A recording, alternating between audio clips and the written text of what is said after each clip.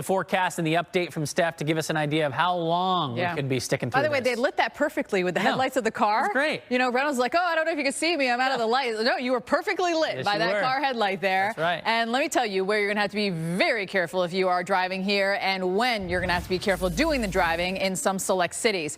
Austin, today, again, the pink, that indicates icing. As we head into tomorrow, ice in the morning turning to rain.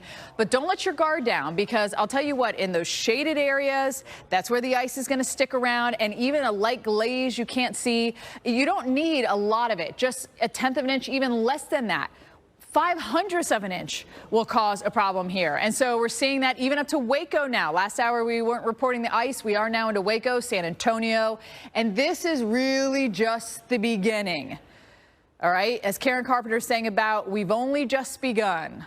And it's going to get a lot worse before it gets better for us here. Look at that icing, really, especially into our Wednesday. That's when we have the big show for us coming in. And it lasts through the day on Wednesday, even early into the morning on Thursday. And again, even though it clears out, even though you're going to get some rain, there will be patches. And so don't think it's over once the rain comes in.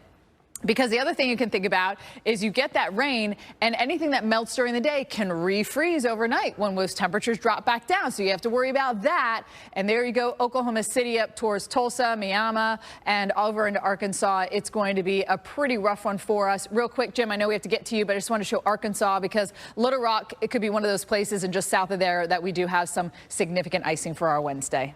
Yes. So what we've gotten a ton of rain and snow recently. Earlier this month, San Francisco saw its wettest 10-day period since 1871. And now, while all that moisture has made a significant dip in the drought, it's not enough to put an end in the decades-long ordeal. But hopefully we get a lot of runoff this spring.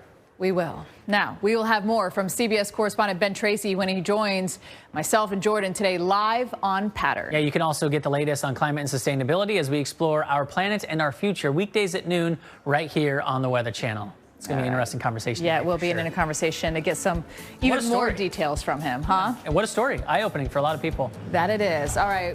Thursday afternoon until things really start to improve. But you have to watch out in those shady spots where the ice will stay for a while. Yeah. Thanks, Molly. Welcome back into Pattern, your home for the latest news and climate change and sustainability. I'm Steph Abrams. And I'm Jordan Steele. Antarctica's ice sheet is up to 3 miles thick, but is slowly melting because of climate change, and with 150 billion tons of ice lost each year. Yeah, and ironically, humans have burned tons of fossil fuels just to explore Antarctica, but now that's about to change.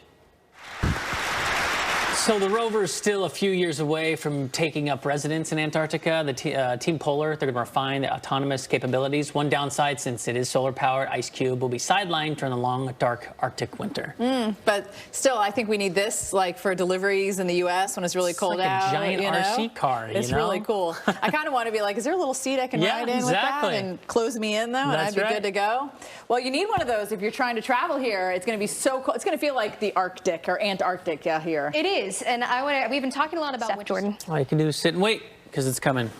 All right, welcome back, everybody, to Pattern. Climate change is making some parasites worse than ever. Mosquitoes, ticks, kissing bugs are living longer and extending their range because of warmer temps. No, thank you. No, thank you. But there are other parasites. Hopefully you're not eating lunch while you're watching this. There are other parasites that aren't doing so hot as the planet warms, which might sound like a good thing, but it actually turns out we need them to survive. Dr. Chelsea Wood is an associate professor at the University of Washington, joining us now to talk more about this.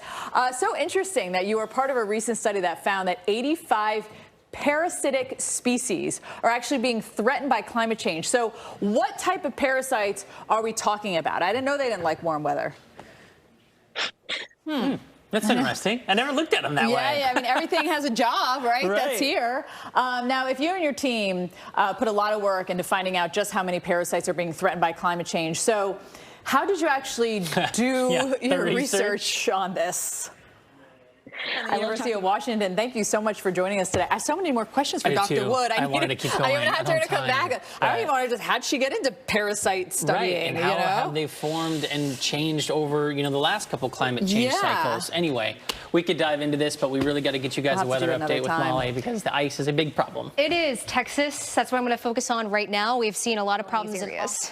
We're just sitting here saying, and this is just the beginning. Tomorrow, it really is. Tomorrow things are going to get exceptionally worse, It's really just started here. Well, we heard earlier, thanks Molly, by the way, we heard earlier about the serious need for clean water as the mega drought and persists in the West. Some states are working on plans for desalinization in the ocean water. Yeah, and the process could be made much easier, especially for people in remote areas, thanks to an invention out of MIT.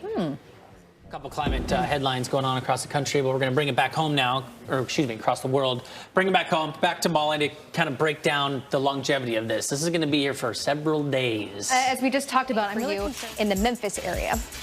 Molly, thank you. We'll be covering this all day, tonight, tomorrow, the next several days. Yeah, coming up next is Woo TV. Mike Bettis and Colleen Coyle are in the house.